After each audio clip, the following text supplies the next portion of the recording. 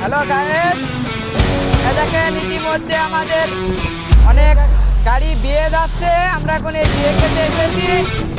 দেখেন, hello guys, আমরা এখন রানাঘাট তাঁতবাড়িয়া একটা অনুষ্ঠান উদ্দেশ্যে যেতেছিলাম, একটা বিয়ে যেতেছিল, অনেক মজা নিলাম আমরা।